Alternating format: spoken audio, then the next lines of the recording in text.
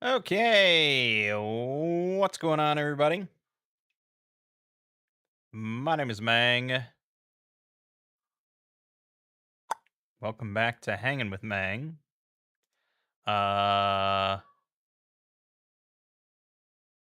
hmm.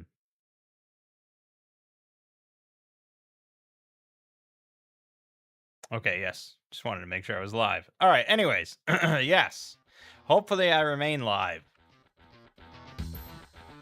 because last week, I mentioned that I had some internet troubles and I had to have Spectrum send out a technician and they replaced the cable and all that and blah blah blah, and it was supposed to be fixed. Well, it wasn't. We found out Wednesday when I started to stream our RPG session. And it just was shit in the bed in the exact same way, and the modem log was giving the exact same error. So this was at like 7 o'clock or something. Well, no. We started at like 5 o'clock. And I was like, okay, well, we can't stream. This isn't going to be something that can be fixed. So, unfortunately, session 2 of the Rise of the Rune Lords campaign did not get streamed. I should have recorded it and then I could have just uploaded it. I don't know what I was thinking, but I guess I wasn't thinking because I was a little miffed. So I just shut down the stream, and that was it. So I apologize.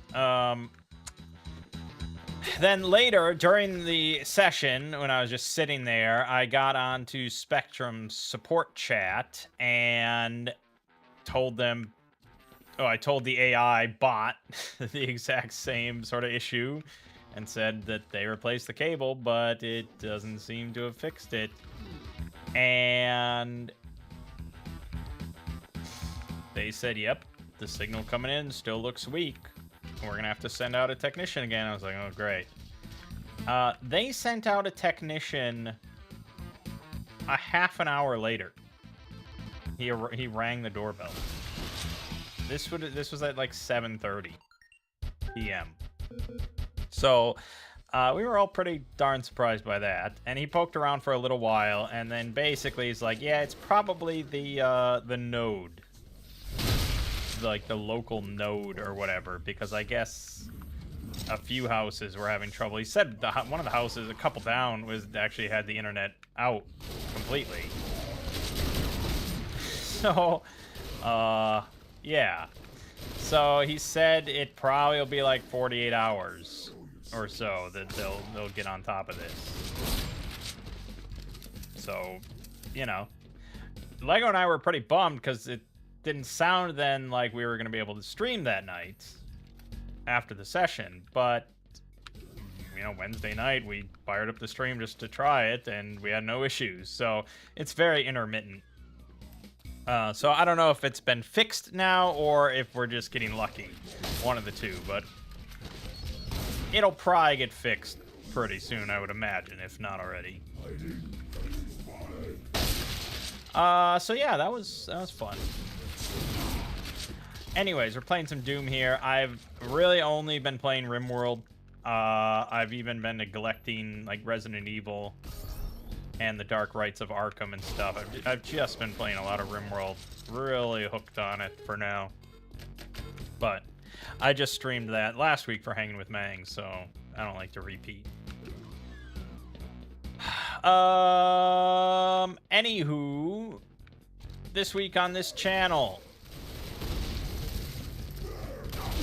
Dominions, forever and ever. Resident Evil Requiem. I have more videos, and I will record more videos. Do not worry. We will get through that game. No doubts. I even beat the giant spider boss, so I have conquered my greatest fears. Nothing can stop me now.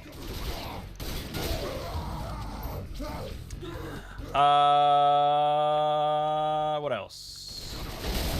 Enderall, yes. That will continue throughout this week, at least. Probably finish next week. I don't know. I don't remember how many I recorded, but it wasn't a massive number. And that's pretty much it. aside from some RPG streams and two brothers. Pretty much business as usual here. Over on the Exploring series, let's see, it was Subterranean SCPs. That one did pretty well. People are liking the compilations, which is good, because they're not super hard to do or anything, because it's just like 5 shorter SCPs. Pretty simple stuff. This week, however, was one from the 2025 anthology. And it was Yesod, Two-Way Street, a space-themed SCP. And, yeah, it was pretty good. I think it was pretty... I mean, I really like the SCP, so I hope other people do as well. You never know. You never know with people, though. We'll see. And that's coming out tomorrow. And then Wednesday, I don't know if you know this, is April 1st. And in internet culture, that means that people make really dumb, especially dumb videos on April 1st. And I have an especially dumb video for April 1st. Based on putt-putt.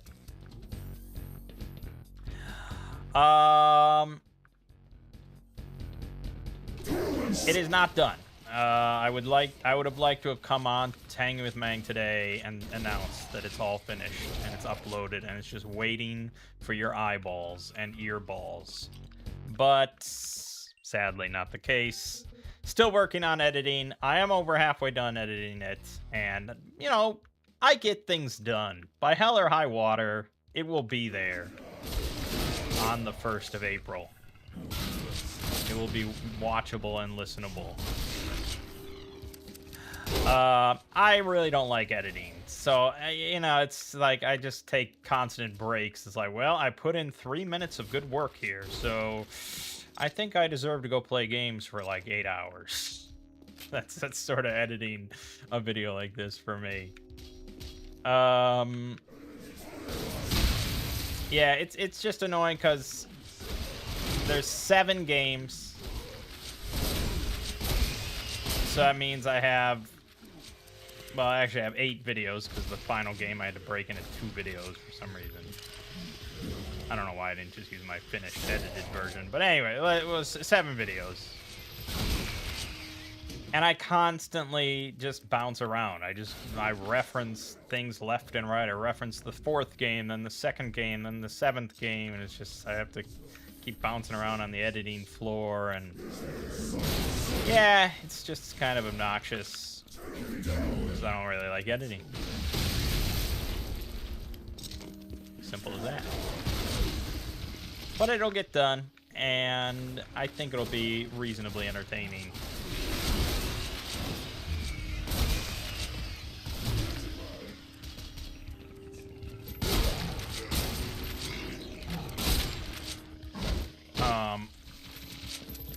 Yeah.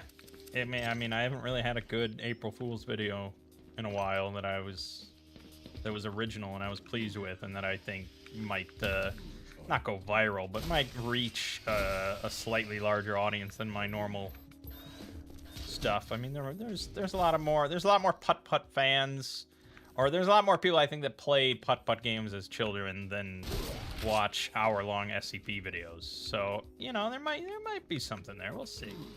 It'll be fun. And it's a nice thing where I'm pretty sure it'll be monetizable.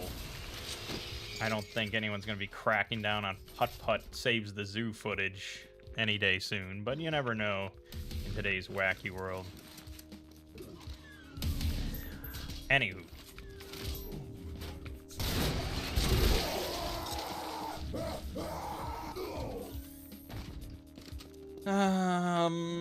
Yeah, so that's coming out Wednesday, and that'll be cool. That's sort of about it.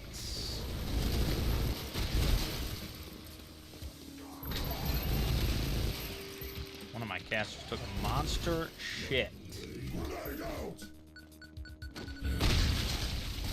And I might be getting rid of one of my cats, which is sort of sad. I have a cat. So I have 3 cats. And one of them recently had a medical issue. He has had massive crystals in his bladder and stuff like that. And it has caused him a lot of pain. And he started urinating on the floor and things like that. Even on my kitchen counter, which is not something you want to come down in the morning and see. But now he's on pain meds and anti-anxiety stuff. He's on a bunch of stuff now. He's drugged out of his mind, but he seems to be all good. However, this whole episode has sort of sent my other cat kind of into this relapse, because she has had issues with marking, like on walls and various things. And we curbed it for quite a while with anti-anxiety meds. Because that's what you do. You know, this is the modern world. You just medicate everything. But she's been, you know, in general, a lot happier and calmer and nicer and everything since we started medicating her. But this has caused some sort of relapse, and now she's just kind of spraying all over the place. She's just marking her territory every which way but Sunday. And that's not really cool. And we upped her dosage, but it doesn't seem to have done anything. And, you know, we've done everything that the internet suggests. It's hard to say. And the only thought that we're gonna, well, I mean, obviously there's a few things we can do, some more pleasant than others. But we're gonna try giving her over to Lego. Lego has 2 cats of his own, a male and a female. We're really not sure if this is gonna work at all. But the thought is that here I have 2 males and 1 female, so she's kind of outnumbered. There she would be not outnumbered as far as gender. Also, you know, there's 3 people living at his house. I live by myself, and I don't probably pet cats as much as I should. Whereas Lego is pretty obsessive about petting cats, so she should get a lot more attention, which might help. And also just get her away from all the marked territory at my house currently. So we're gonna give it a try, I think, and Lego's maybe hoping that he can just like fix her and then give her back to me. I don't know about that. I think that if she did fit in there and she didn't like piss and she didn't get in fights and stuff and it was all good, I think she'd end up being a lot happier there. Because I think 3 people will just pay her a lot more attention than I ever would. I think she'd be happier. But if not, and I end up taking her back, I'm probably just gonna like lock her in a room with a litter box and food and water just for like a week or 2. Just see if we can just get it all out of her system and forget about territorial marking or something. Otherwise, obviously, worst comes to worst, she's gotta go. Gotta go to the farm, as they say. I mean, in this case, it would be an actual farm that my sister owns, but I don't know, it always seems kind of cruel. Like, if I had to go live at a farm, I wouldn't be happy.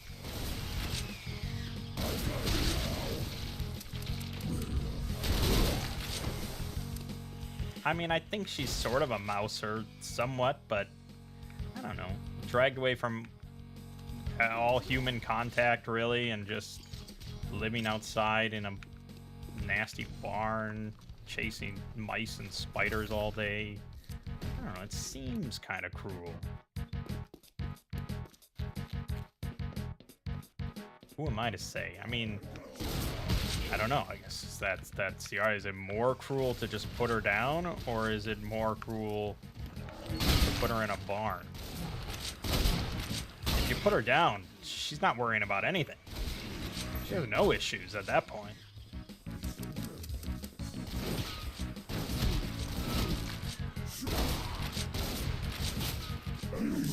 Hard to say. You know, I like her. Oh, fuck. I would be sad to lose her. But, you know, if Lego takes her and she's happy and healthy and all that, then, you know, that's the greatest form of love, isn't it? So it's just as long as they're happy. That's what we should all want for our cats.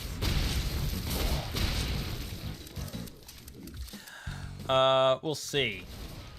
I think that if I did lose her one way or the other, I'd probably get a replacement cat, because that's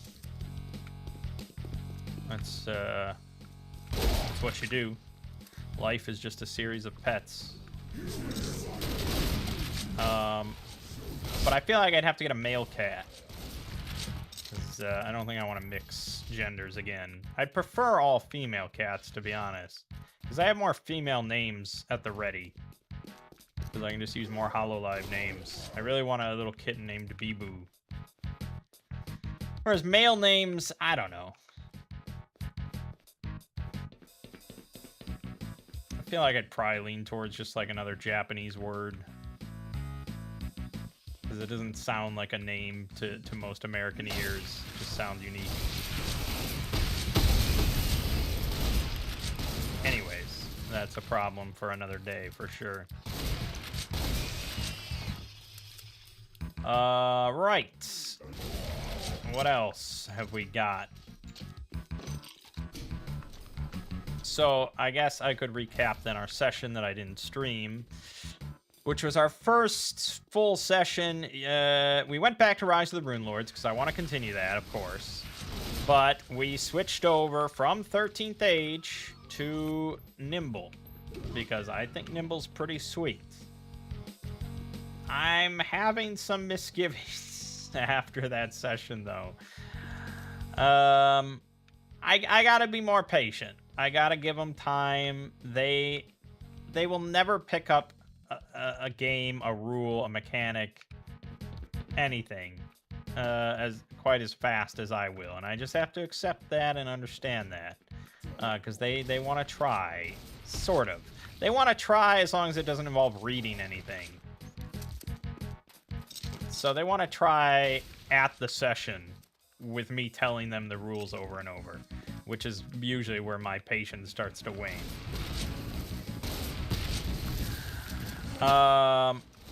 Yeah, so I wouldn't say it was a delightful session, and perhaps it was for the best that it wasn't streamed.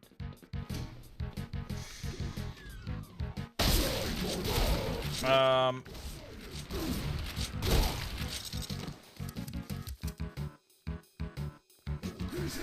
me, it's just, like, not that complicated. I mean, the actual, like, tactics and winning battles and stuff, yeah, it's not the easiest game ever made.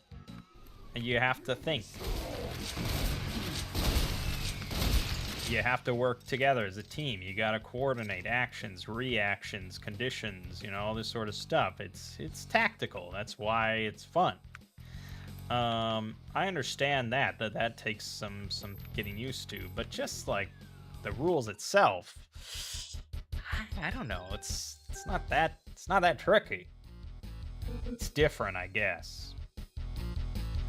The problem was, the biggest issue that I had the whole night was that I was really hoping that Lego was gonna come and he would know the rules because he read the rule book and everything, and he was gonna come in and he would be kind of the wrangler, so to speak.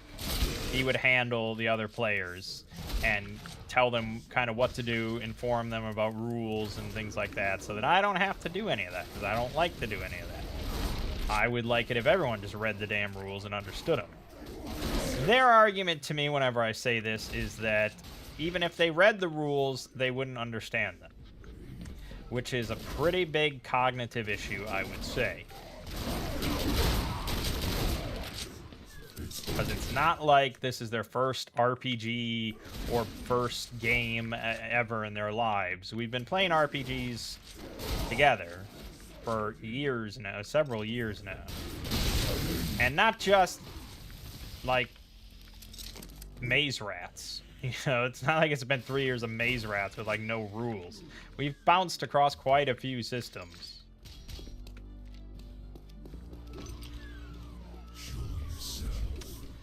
So, the problem was Lego did not read any rules. He did absolutely no reading whatsoever.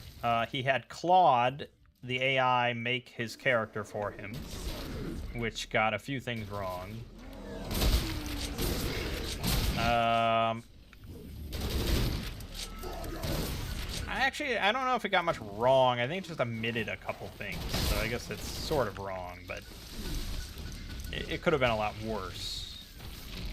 But yes, he did no reading, so he didn't really know any rules. He didn't know anything about the reactions. He didn't really even understand. No, he didn't know anything. Just sat down at the table like everyone else and just expected me to just teach them rules over and over. I have no issue teaching rules once. If I have to tell you rules multiple times, that's on you. That really shouldn't be on me.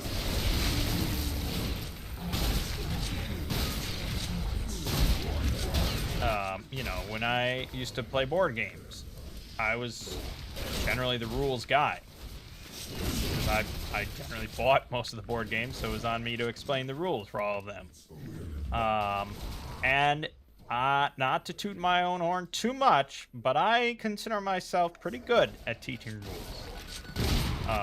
Because sort of summarizing and explaining things is pretty much what I do for a living. So, yes. But with these people and RPGs and stuff, it doesn't really matter how good you are.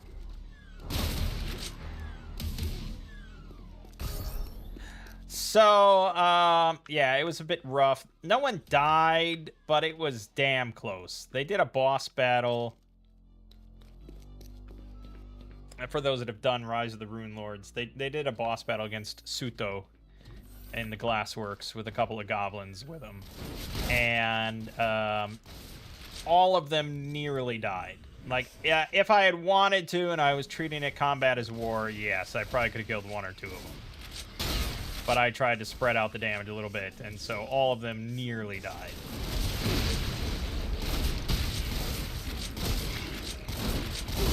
And, yeah, they felt, even though they won, they felt kind of defeated from that. Because they did not do a stellar job, and it really seemed like this one guy was just sort of trouncing them. Lego especially did not like that, because he feels that, I don't know, he feels that, like, humans should all be on an even level or something with him. So if he's a human, he's fighting a human, but the human gets to go 4 times as often as he does, that's not fair.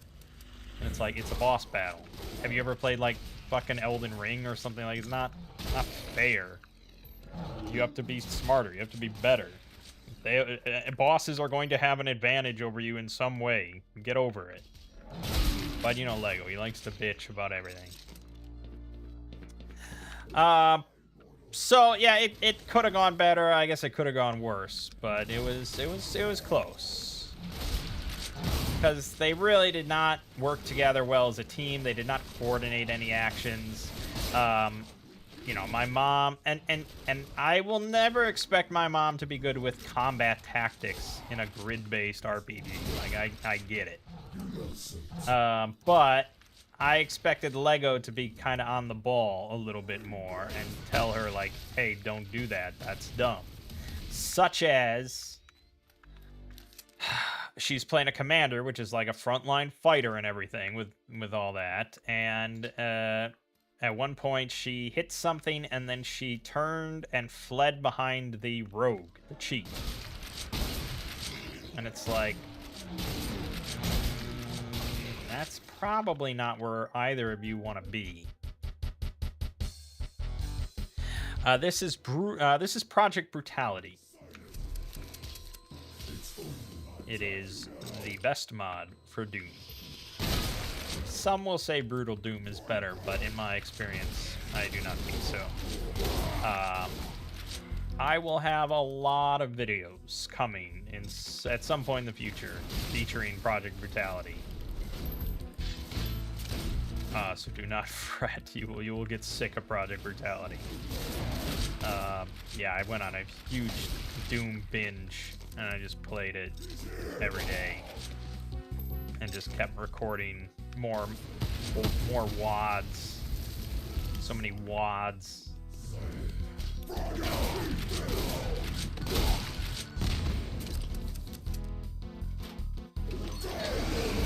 Yeah, so Lego is not on the ball. He didn't understand the rules because he didn't read anything, and he also was not observing tactics. He was just kind of flustered, and yeah, it was not great.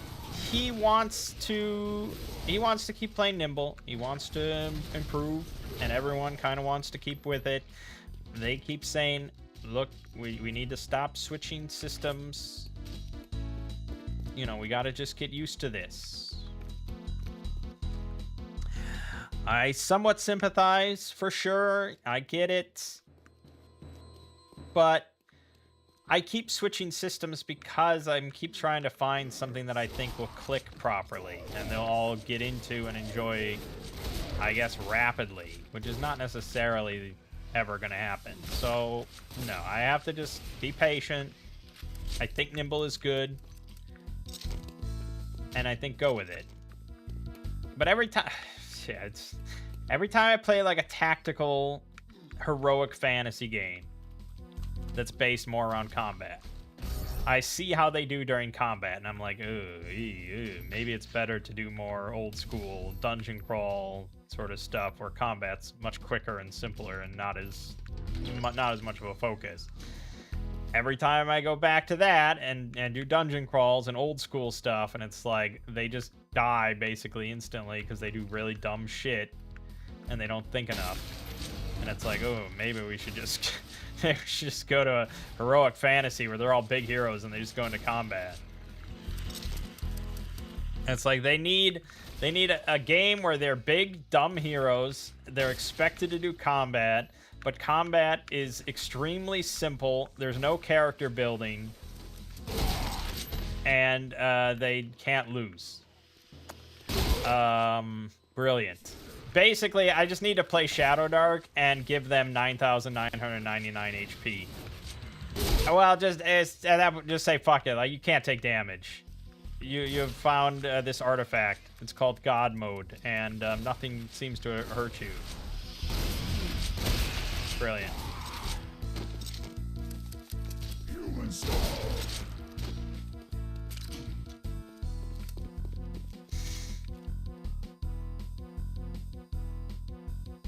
Sounds like the way you play Fallout 4. Hey, as long as you have fun.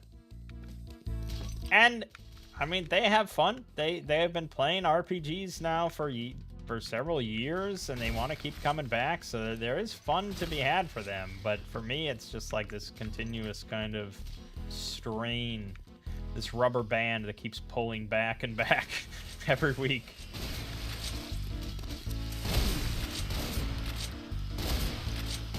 Yeah, so we'll see. I'll try to be patient with them. We're gonna keep going with Nimble and Rise of the Rune Lords. The other issue, you know, it would be one thing. It's like, okay, they don't have a good grasp of rules.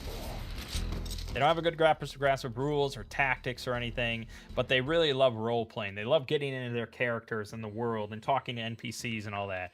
No, they could not give two shits about any of that stuff. They can't even remember a character's name like 4 minutes later. And all of their characters are utterly and completely bland. Lego has played the exact same paladin every single time since he started RPGs with us. He has, like, never played anything other than a paladin of justice and law.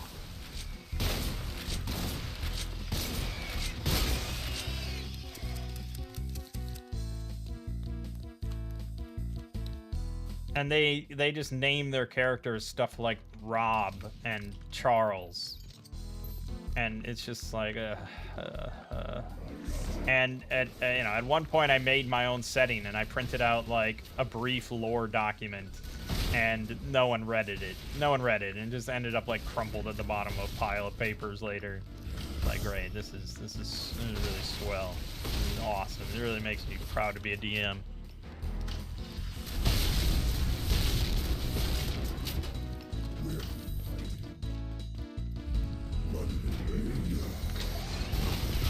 Yeah, so it's, it's like every week I come on Hang with Mangg and just like bitch.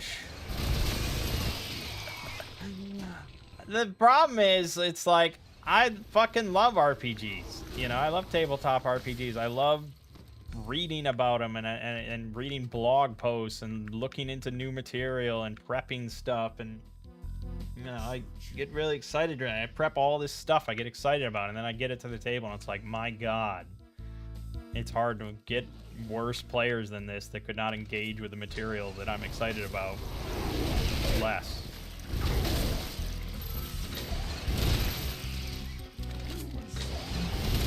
I don't know. They're enigmas. They're very much enigmas. So yeah, they right. So they were at the glassworks. They were trying to find this missing woman, the innkeeper that they had kind of befriended and stuff. And oh God, yeah, they set me off like immediately because, first of all, we last played this campaign 2 weeks ago. We sat down. I said, okay, who wants to do the recap?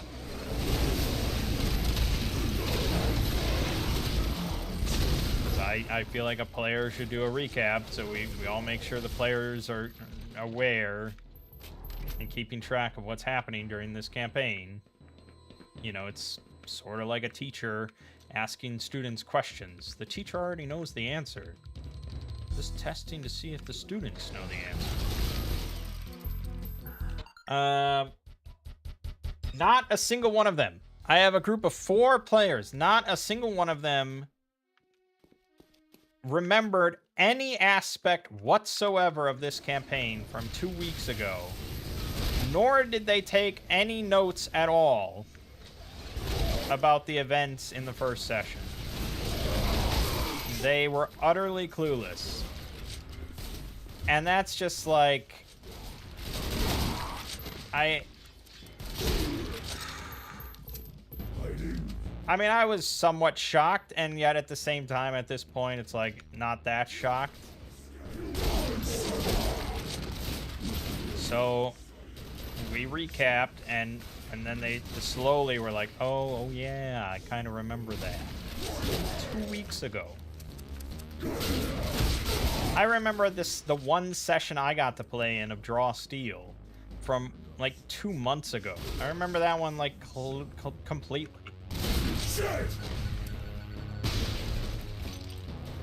But what more set me off was after we did the recap,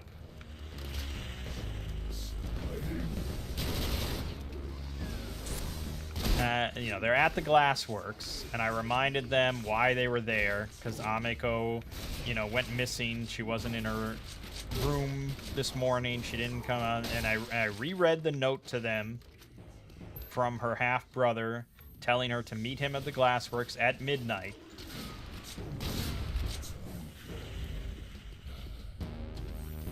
And my mom's like, oh, okay, what time is it? And I'm like, it's like 9 a.m. And she's like, oh, we're early.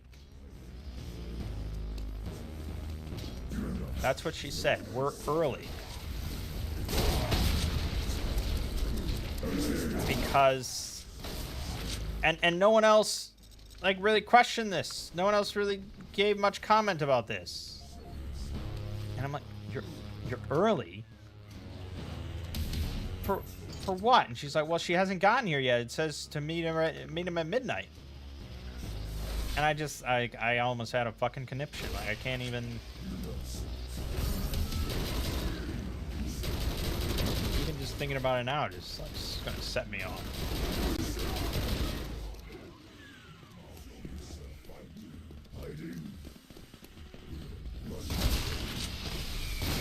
Like,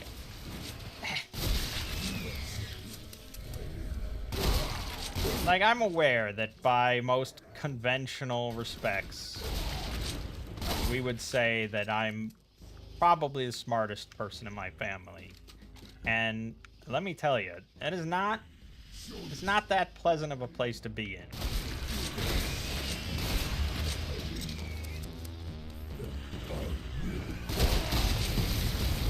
Because I think every person, pretty much every person, has moments in their life where they think they see someone saying or doing something and they're like, what an idiot, you know? Like, I think probably the dumber you are, the more often you feel that way, of just getting like irrationally angry at someone else's stupidity because you think you have your own sense of superior intellect. And so, but yeah, it's just like every single time we play an RPG, it's just like how is this possible? And it's really, I mean, I know I'm on this extended rant, but it's really like a testament to how much I like RPGs. It's also a testament to how little I like the company of strangers. Like, I'm sure that I could go online, or maybe even somewhere locally or whatever, and find better players. And in fact,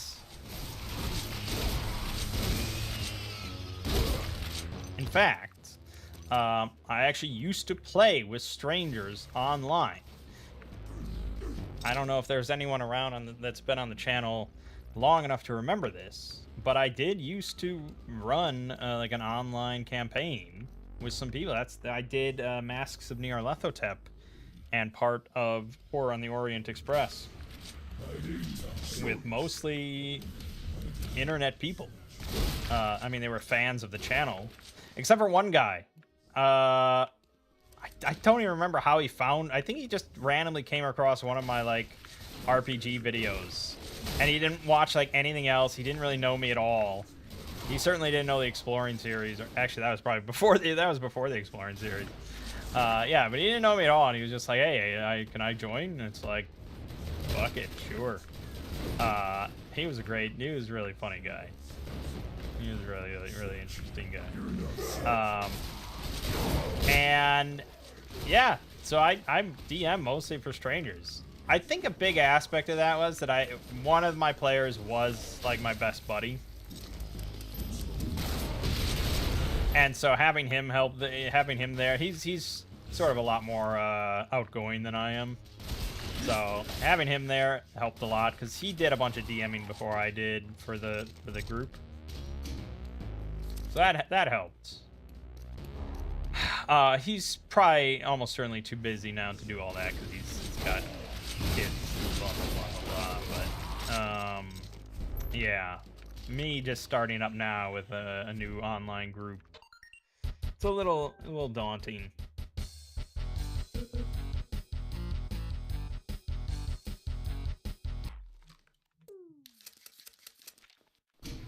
What I could do, what I would be more comfortable doing probably at least to begin with, would be doing like a play-by-post thing, where it's entirely just through text.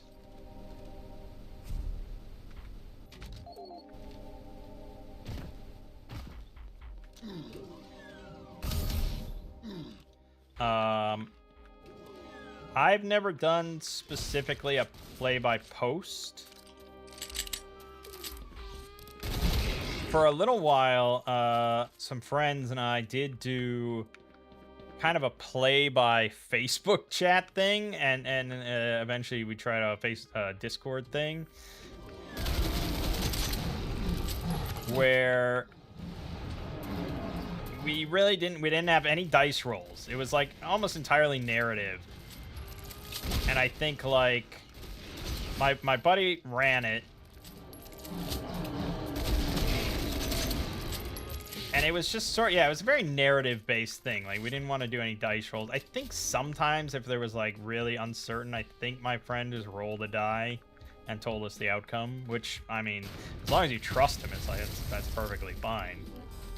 He's the DM. I don't know why he would really scuff it for you.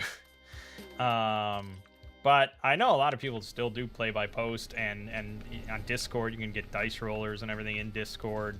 So I don't know. It could be worth a try.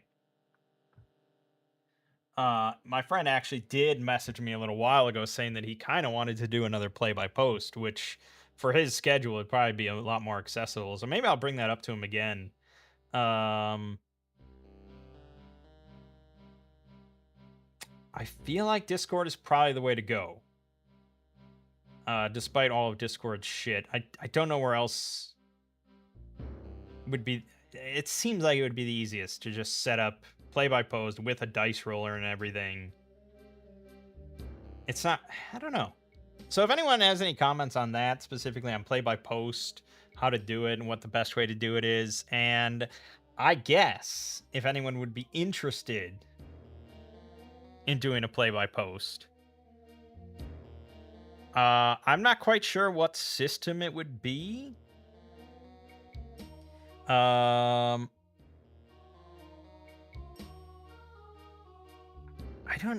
I mean, I assume people do play by posts of like everything, but play by post of I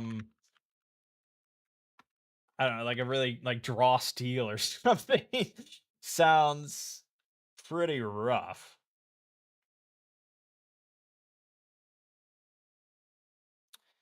Uh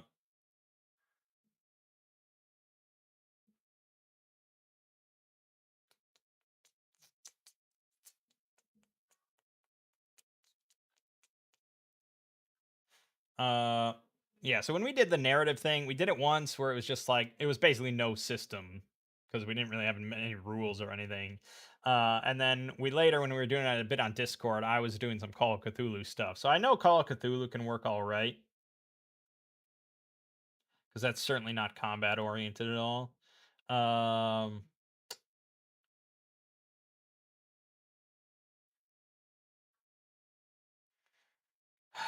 I'm just trying to read some Dungeon World or any other powered by the apocalypse game. Yeah, that wouldn't be bad. Dungeon World wouldn't be bad.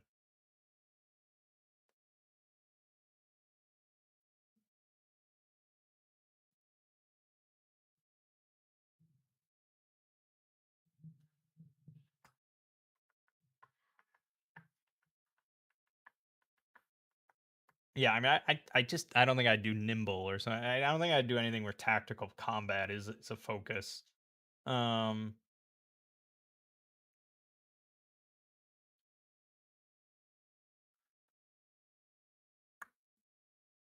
yeah, Dungeon World wouldn't be bad. I think they're making a new edition of Dungeon World, aren't they? Like 2.0 or something like that.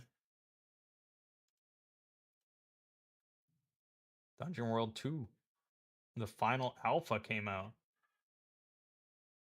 Yeah, that could be bad. That could be interesting. That could be all right. I don't know.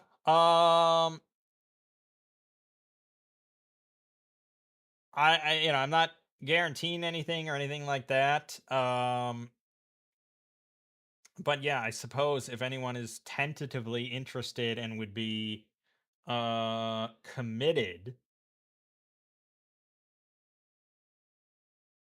to posting like once a day or something, I guess let me know.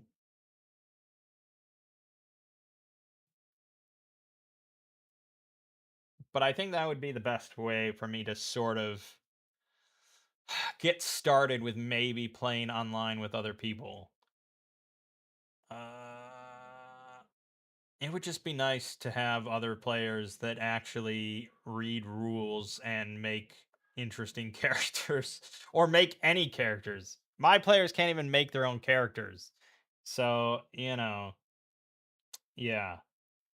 We'll see, but I'll mention it to my buddy. I think he would have to kind of be involved, but he did bring it up of maybe starting up another play by post thing. And our main issue is we don't really have any other players. All right, well, we'll see. But we're gonna continue with Nimble with my family. I'll try to be patient. We're gonna continue Rise of the Rune Lords, even though they have no real care for the story. Oh, right. I didn't really finish. Yeah, so they went into the glassworks. It was mostly combat. They did the fight against the big goblin pack. A couple of them fled downstairs. They followed after him. They got into a fight with Suto, who was a solo boss monster. So he was kind of kicking their ass because they weren't coordinated at all. They were making bad decisions, blah, blah, blah. They all nearly died, but they did beat Sudo into submission. He surrendered, and they asked him, "Where's Ameko?" And he wasn't going to tell him, but he just responded with, "You will never stop my beloved." And he was referring to Nualia, the Asimar, who's now a servant of Lamashtu. But he didn't say that. He just said, "You'll never stop my beloved." So now they think that he has some sort of incestuous relationship with Ameko, who is evil.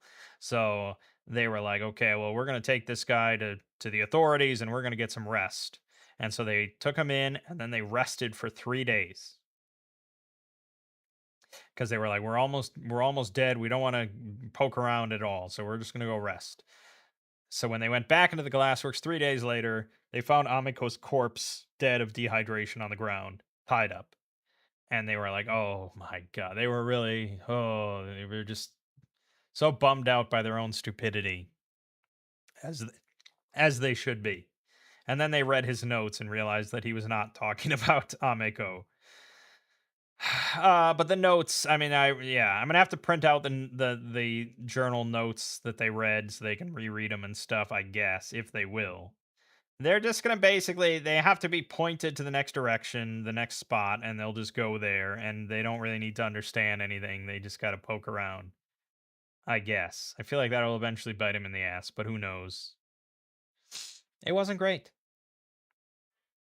Anyways, this week then, Dominion 6, Enderall, Resident Evil Requiem, some other streams, and over on the Exploring series, Yesod, Two-Way Street, and the nightmarish world of Putt Putt.